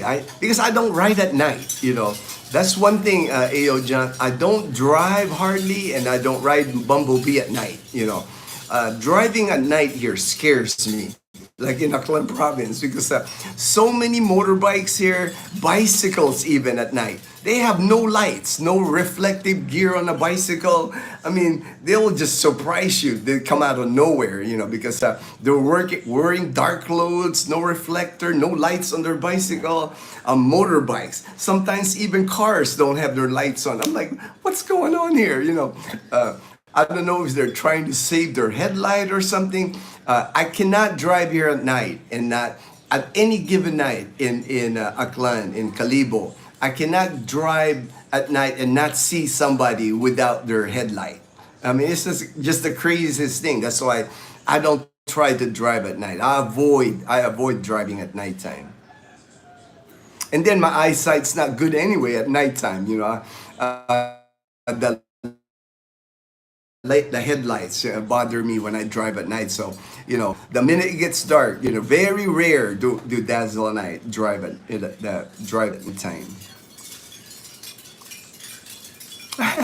Two seats, sidecar. I've seen 6 people on track. Yeah, the tricycles, the public transportation in Kalibo, Ayo John, the sidecar sits 2, and then it has a back where 4 people sit on the back. So that our tricycle in 6 on the cab, on the sidecar, and then 1 behind the driver. Sometimes 2 behind the driver. You know, because, you know, I'm seriously seeing it here, Ayo John, you know how even when Dazzle and I, when we ride the hubble here at Diniwid, when we have to go to City Mall, it's just up the hill. So I feel, you know, it's not a big deal, but it's always like the driver of the motorbike kind of like scoots up on the motorbike, and they put 2 people on the hubble. You're like, I'll be in the middle because I'm not used to like sitting on the very back. I get nervous, you know. Dazzle, you know, she's used to hubble. I mean, Dazzle can even sit like that sideways sitting. I'm like, that makes me nervous. And you know how you're supposed to like sit and grab the guy, you know. I mean, Dazzle, she can sit sideways on the motorbike. I bet she's been doing it since she was a kid, you know. So they're used to that. I'm just not used to that, man. That makes me nervous, man. Do they sell turkey deep fryers at SNR? I think I have at one time. I mean, you gotta jump on them, man. You gotta jump. I mean, it's like the giant tub, you know, like that giant stainless steel, and then they have the burner on the bottom. You know, like you put that giant thing on a burner thing. They do have it, but man, you gotta jump on them if you see them, man, because you know, people buy them. You know, people, you know, stuff like that, specialty items like that, like deep fryers. They sell fast at SNR, you know. And I'm sure you can order it online. Pretty much anything that you see at SNR, you can order at Lazada, because in Lazada they have an SNR store. One warning, Lazada, because I've been using Lazada since I've been here 14 years. One thing when you're buying anything at Lazada, I always look at they have like a red on the ad. It says Lazmall, Lazmall. Usually when it says Lazmall, it means it's a bigger Lazada like vendor. I always just buy from Lazmall. I don't buy from like if it doesn't have that Lazmall certification by Lazada, I don't buy it, you know, because I don't trust it. Yeah, I always look for that sign, because I think when they're a last mall, they're like they do a lot of business with the Lazada. It's usually, you can see even in the reviews, they'll have like 1,000 reviews of the item. So I feel safe buying that. But if you want a deep fried fryer, not a problem. You can get it at Lazada or SNR if you go there. It's available. I have seen it. I've seen it because people do that here. People like to. There's turkey here now in Numancia. Like this coming Thanksgiving, I'm gonna cook a turkey because we bought that new oven. I think some of you have seen that on our video, and I can fit a turkey in there. And I already found a source. When Leanna and Mom, I dropped them off at church. Right across their church is a field, like it's not rice. They were okra vegetable field, and I saw like 6 turkeys just wandering around there. So all I got to do is talk to the man that owns that farm, and I'll buy one of his turkeys for Thanksgiving. So when I was a kid, I was skinny. I had also bugged my mom if I could have a tricycle. Sure, when I gained more weight. Obviously, she knows that never happened because she's the one that cooks. That's funny. That's funny, Samuel. That's why you remain skinny, because she's the one that's cooking. That's funny. Kuya, you still expanding for an extra bedroom? If so, would you pick Pakyawan or Arawan? Ooh, good question there. Good question there. We're still thinking about it. It's like we're debating because, now that we've stayed here in Boracay, we're thinking about doing 30 days here in Boracay, 6 months in Numancia. We're debating if we're going to do the project Pakyawan or Arawan. Many people choose Pakyawan. Pakyawan is when you contract somebody to do construction in your house, and then Arawan is like when you do construction in your house, you pay them day to day, whatever you want them to do that day. I haven't really thought about it. In the past, let me think. When we had the fence built, we had a fence on our house built, and we had the gate built. We did the Arawan. We did we just paid them, and then. But we were there. But that was the thing, It's like when we were already living in the house when they built our fence, so I can keep an eye on them, see what they're doing, So, but I think there's plus or minus with either one. Pakyawan, like paying them a set price, like agreeing to a price, like I'm gonna spend 100,000, build 100,000 pesos, build me this, or the day to day you pay them like. Now, I think the going rate in our province for a construction person is like 500 pesos, like $9 a day. You can hire individuals for $9 a day to do construction on your house. So you can hire like 4 or 5 people, and they'll cement something, they'll build you a fence, they pretty much do anything. It's like because they have a lot of experience. I mean, it's not like they're.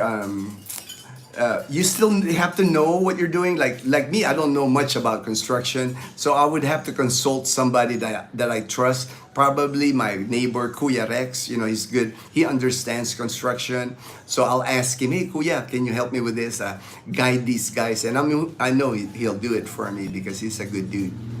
But I would probably go more with the Arawan. That way. When the job is done, they're done. Either way, it doesn't cost money here for construction. Not like in the U.S. Because in the U.S. most of your workers will have to be licensed, bonded, and all that.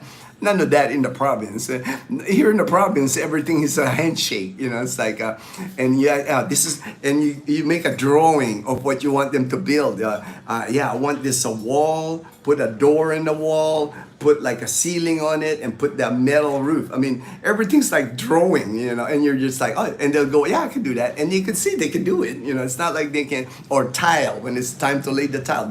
They're good at that. I mean, they build homes here. It's just not like in the U.S. where, there's a contract. Your contractor guarantees the work. Here, that's the one thing you gotta watch, Olson. Once they do the work, they ain't no guarantee in that work. Once they leave, once that daily guy that you pay, you probably never see him, you know. So that's why you gotta keep an eye on him. And then that's why you need somebody that understands construction. And you do anyway. You're good at that anyway. So you won't have a problem, man. You know, you can see what they're doing and you understand it. Me, I don't, man. So I have to ask my Kuya Rex or somebody to like help a brother out. Yeah. I got my motorcycle endorsement after my first trip to the Philippines, 2006. All right, that's cool, that's cool. After riding around Manila in a two-stroke tricycle, I was hooked. All right, Yamaha Zuma two-stroke now around my neighborhood. Love it. Oh, cool, man. That's awesome. Yeah, I mean, you've seen me on Bumblebee, man. I love Bumblebee, man. To get my pandesal, to go to the public market. You know, it's like even to Kalibo. When I go to Kalibo, it's so easy to park. You know, parking is a challenge sometimes in Kalibo. Like the Pastrana Park area, you know, there's by the church, there's not much parking in there. It's always a challenge. You got to circle around to find parking. Usually, Dazzle and I ends up, you know, when we're in our car, we'll park our car at City Mall Boracay, City Mall Kalibo, and we'll ride a tricycle around Kalibo. You know, because parking, you know, not there's so many tricycles in Kalibo. They occupy so many of the parking spaces and motorbikes, single motorbikes. They park everywhere. But when Bumblebee, it's so easy to park. You know, it's like I don't need much space to park Bumblebee. I love it. You know, I love Bumblebee. You know, even Dazzle. You know, we both prefer to ride Bumblebee than our car.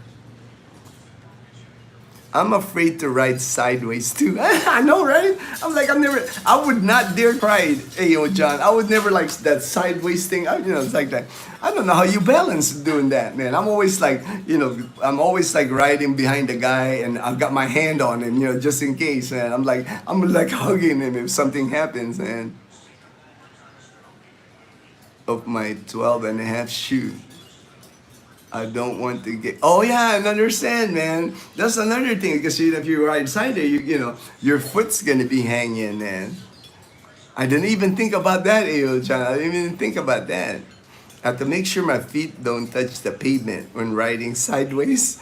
It will sometimes touch, but luckily I don't lose my chinelas. Yeah, I know, right? But I've never tried riding sideways. I'm always like, you know, front, you know. So I wouldn't even dare trying to like ride sideways. I'll be nervous. Like you said, I might lose my chinelas, man. My slippers. I might lose my slippers, man. Oh wow. I feel like a giant in the Philippines. I'm around average height in the US. Yeah. Like even, you know, I don't feel like a giant HD. I'm 5'10", but you know, now, you know, most Filipinos are like 5'4", 5'5", the guys anyway. So even in college when I was going to school, you know, I was like the tall I think there was only one guy taller than me in our class, you know. I was one of the taller ones. Same HD. All right. I got to the bottom of the comments here. My phone actually, you know, this is an old phone I inherited from a friend of mine in Hawaii. This was a iPhone 10 that belongs to his daughter. And the battery on it, somebody actually told me that they can replace the battery on it because it doesn't hold charge. Like before the live stream, I'll charge it like the 100%. But now I'm getting close to 2 hours. It's only 13%. So at least I can get through a live stream, you know, if it's 100%. But somebody had told me they can replace the battery on this here in the Philippines, like at the mall. So maybe I'll do that this time when we go to Iloilo City, that trip we're planning next month with our friend Steven Nova. Since they offered like to pay for Dazzle nice hotel, I just have to like help Steve like navigate like the medical part in Iloilo City, and I have experience with that. You know, that's where I get my, you know, even now that's where I go for my checkups. I go for my MRIs. I do that in Medical City, Iloilo. We're the same height. All right, we're the same height. Cool. Cool. HD. Then good. All right, Daniel. You guys take care. what date's today? I don't want to say have a good weekend. It's already Tuesday, so it's Monday in the US. So everybody have a good day. Thank you again for joining the live stream. Always appreciate everyone that joins the live stream. Thank you so much. Thank you so much for all the support on our channel. And HD, get the battery replaced. You can check battery health to double. Okay, all right, HD. I think I'm gonna do that. I'm gonna do that when we go. I'll do it in Iloilo City. I feel more comfortable doing it at Iloilo City. They seem to have they better stores in Iloilo City. Have a good day, Gino. All right, balik bayan guy. All right, good to talk. Good to talk to you. God bless. Thank you. God bless. Hi, hello, it's Emma. Hello, Emma. Same to you, Daniel. All right. Thanks for your time, Gino. Have a good. All right. Thank you, JB Manalang. JP. All right. You're welcome, JP. Thank you again for joining the live stream. Is having the entire month of weekends. LOL, Daniel. All right. That's funny, Daniel. All right. Everyone, take care. See you on the next Coffee with Gino. Thank you very much for joining.